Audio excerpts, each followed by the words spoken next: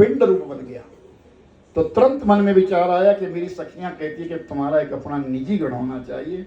पार्वती मैया ने उसको एक मंगल मूर्ति का रूप दिया और जल अभिमंत्रित करके छिड़क दिया, उससे पुत्र पैदा हो गया। अपने दरवाजे पे बिठाया, एक लाल रंग का कच्छ पहना दिया और सिंदूर का तिलक कर दिया, लड्डुओं का भरा हुआ एक थाल उसके मुख के पास रख दिया और वो गणेश को बालक वहां बाहर बिठा दिया, हाथ में एक मुदगर दे दिया, मेरी आज्ञा के बिना कोई अंदर ना आए।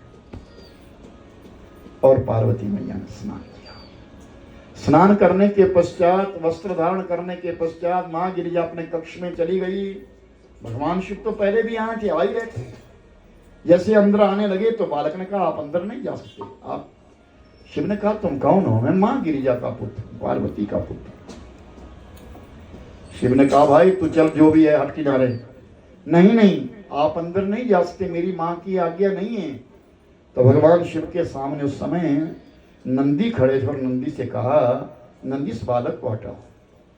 क्या बात?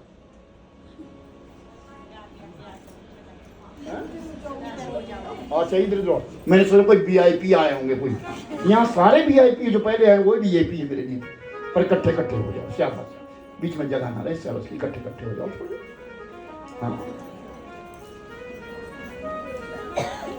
हाँ ये आ गए ड्यूटी वाले, 5 बज गए। चलो चलो, क्या बात, आगे आगे चलो।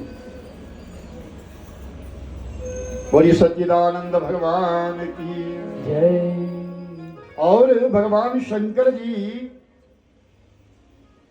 नंदी से कहते नंदी इस बालक को हटा। जैसे नंदी बालक को हटाने लगा, धक्का दे दिया, बालक ने दूर गिरा जाकर, और देखते ही देखते तो वहां पे युद्ध हो गया। जितने भी गण आते थे सबको धक्का देते चले गए और ये कोलाहल देवलोक में पहुंच गया। देवता भी आए, देवताओं के साथ भी बालक का युद्ध होने लगा, लेकिन बालक पे विजयी है, वो तो हारता ही नहीं। और समय बढ़ता चला गया और मेरे भाई बहन भगवान शंकर जी को क्रोध आ गया। परमात्मा शंकर जी ने अपना त्रिशूल उठाया और उस बालक के गर्दन पे डाल दिया। वो गर्दन कट गई और जा करके क्षीर सागर समुद्र में गिर गई। और जैसे क्षीर सागर समुद्र में वो गर्दन गिरी, मां गिरिजा को सखियों ने कहा आपके पुत्र को भगवान शिव ने मार दिया। बस रणचंडी का रूप धारण कर दिया। अनेक शक्तियां प्रकट हो गई और उस कैलाश पर्वत के ऊपर घोर युद्ध होने लगा। खून की नदियां बहने लगी। बहुत सारे देवता, बहुत सारे शिवगण मृत्यु को प्राप्त होने लगे। सारा कैलाश कांप गया। तो भगवान विष्णु ने शिव से कहा प्रभु भगवती को शांत कर दीजिए, आप ही शांत कर सकते हैं। परमात्मा शिव ने पार्वती से जाकर गिरिजा क्या कर रही हो, ये तुम्हारी शक्तियां इतनी प्रबल हो गई है, सारा कैलाश कांप गया है, देवताओं की मृत्यु हो रही है, मेरे गण मृत्यु को प्राप्त हो रहे हैं, कैलाश खाली हो रहा है, क्या कर रही हो। मां गिरिजा ने कहा वचन दो मेरे पुत्र को जीवित करो, और दूसरा वचन ये दो कि वय सर्व पूजायाम, सबके बीच में मेरे बालक की सबसे पहले श्रेष्ठ पूजा की जाए। तो भगवान शंकर जी ने विष्णु से कहा विष्णु जाओ, जो तुमको प्रथम कोई जीव मिले उसकी गर्दन काट कर दिया। भगवान विष्णु उठे और दक्षिण दिशा की ओर चले गए।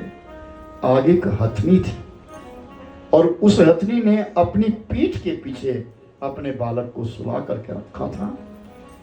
तो कहा जाता है कि माता को कहा गया कि अपनी पीठ के पीछे कभी अपने बालक को ना सुलाए, हमेशा अपने सामने रखे, आगे रखें। और भगवान विष्णु ने उसी समय उस बालक की गर्दन काट दी। उस बच्चे को तो जो हाथी का बच्चा था, शावक था, उसके लिए तो मुक्त कर दिया।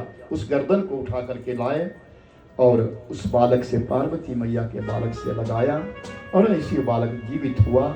और उसका नाम सबने गजानन रख दिया। गज कहते हाथी के लिए, गजानन ये गज का शरीर है जिसका आनन है, मुख है उसका। ऐसे बालक को सबने हाथ जोड़ लिए। भगवान शंकर जी ने कहा अय देवताओं, विष्णु, ब्रह्मा और मैं स्वयं भी जब भी धरा धरती पर पूजा होगी तो सबसे पहले इस मेरे पुत्र की पूजा होगी। आज से इसका नाम गणाधिपति गणेश होगा। बोलिए गणेश भगवान जय। सब देवताओं ने विनय करी, प्रार्थना करी, सब अपने अपने लोक को चले।